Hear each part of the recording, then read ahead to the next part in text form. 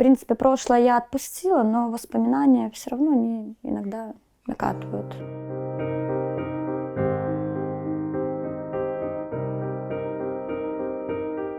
То есть он начал меня избивать до такой степени, что я попадала в реанимацию.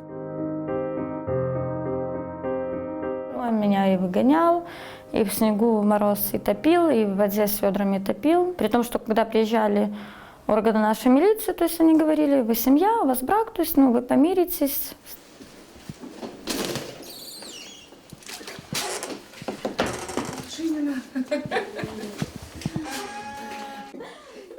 Чтобы было натуральнее.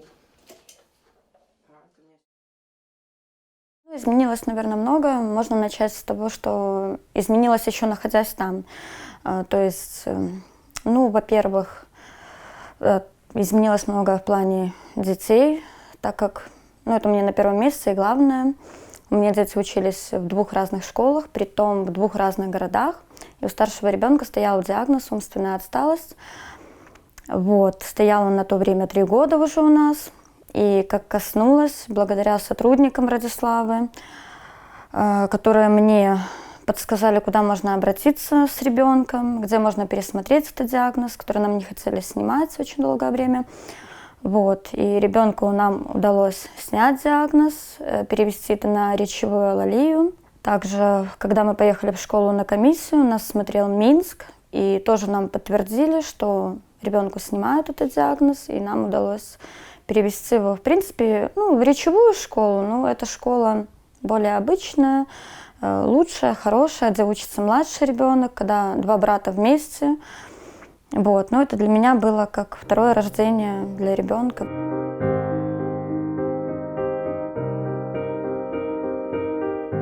Что я стала уже более независимая от кого-то, стала более уверенная в себе. То есть появились новые цели, я смогла развиваться. Благодаря, опять же, Радиславе, они мне помогли сделать первоначальный шаг, оплатили мои курсы. Это была моя мечта, я очень хотела заниматься ногтями. То есть мне это очень интересно. Во-первых, интерес, во-вторых, это планируется как заработок дополнительный. Квартира также нашлась. Опять же, все связано благодаря сотрудникам, которые там работали, их знакомые.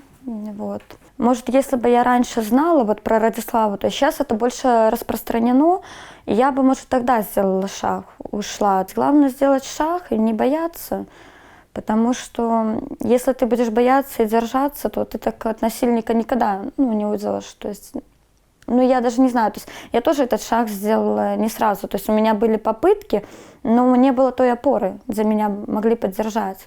То есть главное эта поддержка. Поэтому главное сделать первый шаг.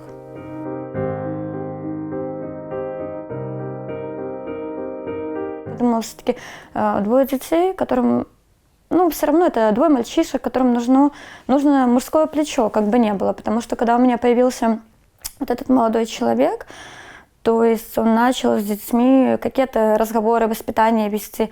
У меня дети поменялись, и они впервые, мы когда даже были в браке, такого не было, они впервые сказали, у нас семья.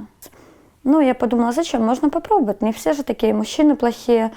Поэтому просто вовремя выставлять какие-то границы, иметь уважение друг к другу, какие-то проблемы решать. Чего мне не хватало, в семье. То есть мы не решали какие-то проблемы вдвоем, то есть не было такого. Каждый был сам по себе, и то есть это все было. То есть поэтому я считаю, что все-таки есть, и можно пробовать, главное с умом, с головой как-то. То есть если бы у меня был ум такой, как сейчас, на то время, то я бы не жила. То есть у меня еще тогда, в принципе, глупость, молодость была, и родителей нету, и подсказать толком не было кому. Поэтому. Хотя, может, кому-то это и нравится. То есть есть же женщины разные, поэтому тут... просто есть, я знаю, что есть, у меня такие есть примеры с той же деревни, которые рожают, муж их бьет, они там по 5 детей, и они живут, и ничего не меняют в своей жизни, и не хотят менять. В принципе, он у меня не пил, но с психикой у него было все плохо. Поэтому опыт, жизнь, поэтому сделала выводы иду к другим целям, меняю жизнь в лучшую сторону.